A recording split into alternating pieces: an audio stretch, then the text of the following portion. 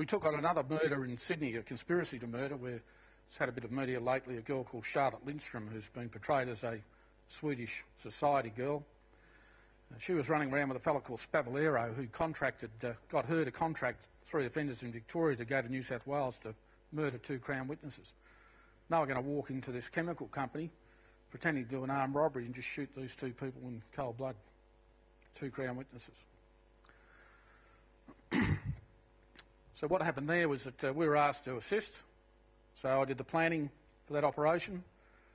I'll tell you a little bit about planning when you're planning an operation like arrest of 3 people involved and that sort of thing that you know are possibly going to be armed. And you're sitting in the back of the SOG commander's car, and I'll tell you about the SOG.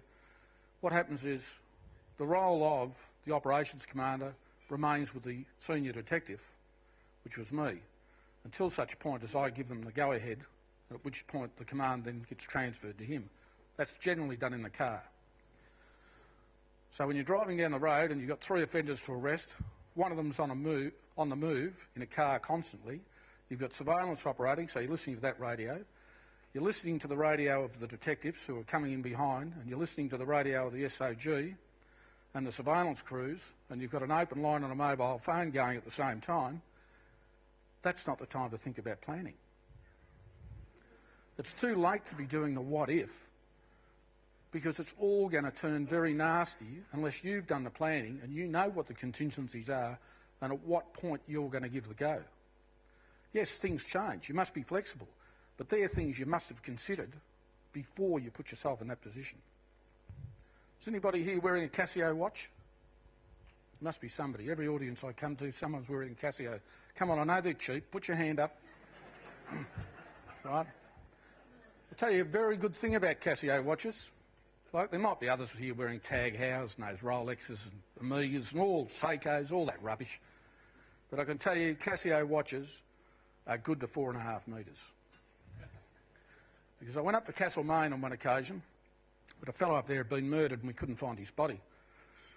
We knew suspected who the murderer was, and we had a listening device in his house, and we still couldn't find out where this body was. He wouldn't talk about it. So we put the police helicopter up there for a few days and we put it around the media. Well, somehow they found out there was a media leak or something, I think. That Victoria Police had this new piece of equipment that actually penetrate the ground and seek the heat on decomposing bodies. Well, that got him talking about it, and eventually took us to where the body was. And where we recovered this fellow's body, he was down a mine shaft 4.5 metres, covered in tons of dirt. We dug him up. The good thing was, you'll be pleased to know, his Casio watch was still working and keeping perfect time.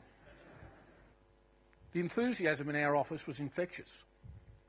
I used to have a saying, keep the door shut and keep the happiness in. Because I didn't want other people coming in that were moaning and groaning and all the rest of it about how tough things were and all the rest of it. I wanted that kept away from the team. I wanted them insulated from it.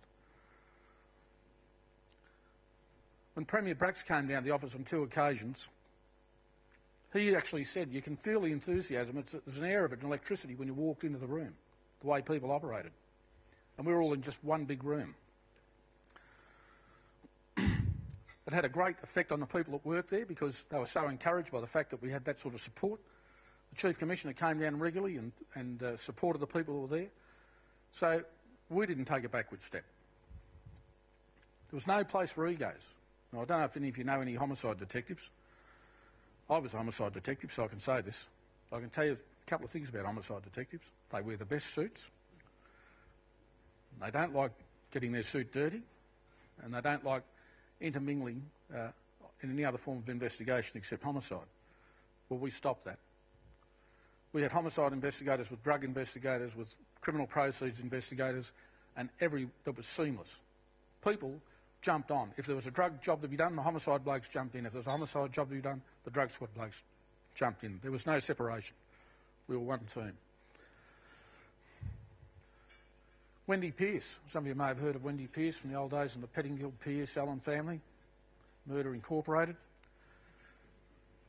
I had no reason to love Wendy Pearce. I was an investigator at the homicide squad and I worked in the Walsh Street killings of the 2 police there in 1988, 12th of October 88, and I worked on that for 3.5 years.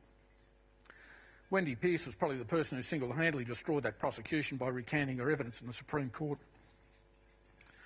I took great pleasure in charging her with perjury and seeing her convicted in the county court some 12 months later for perjury in relation to that evidence she gave. And yet, down the track, I find myself being the senior investigating officer for the death of her husband murdered in Bay Street, Port Melbourne, on the 1st of May 2005. Now, some of you might say, well, you wouldn't do a very good job of that, would you? Well, isn't this what professionalism's about? I mean, where do I get to choose whose murder I investigate? If I started to make those sorts of decisions, and I had some of my former colleagues who were absolutely disgusted that I went on national television and did a joint media release with her in relation to that investigation for a tactical purpose. And were very annoyed. In fact, one bloke wouldn't speak to me for about 2 months. Was very annoyed by the fact that I'd done that because she was a criminal's wife. What I believe is you're there to do a job and you're there to do it to the best of your ability. You leave your own judgments outside the door. In relation to the Underbelly series, I'll say this, in case I get the question later. I don't support it. I haven't seen it. I don't appear in any of the shower scenes. And the closest I got in real life was a short sauna with Gianfranco Tazzoni in 1981 while he was in witness protection. There's a fellow in America by the name of Selwyn Raab who wrote a book on the mob in New York and was a journalist with the Washington Post for 25 years. And this is what he had to say, and I think it's very true, when talking about the mob. He's talking about the Sopranos in particular. They are displayed having a twisted sense of honour, taking no crap from anyone, with easy access to women and money. Is this starting to ring a bell with anybody? Howard Abedinsky, an organised crime historian, says the Sopranos cast of thugs. Such displays romanticise organised crime as an unintended consequence serve to perpetuate and create alluring myths about them. And I think what you're seeing going on in Victoria at the present time is exactly that. When you start having people that are actors standing up with local gangsters smoking cigars on the front page of your newspaper, that's all about romanticising and humanising what they're doing. And I don't think it's healthy or good for society, and particularly young people.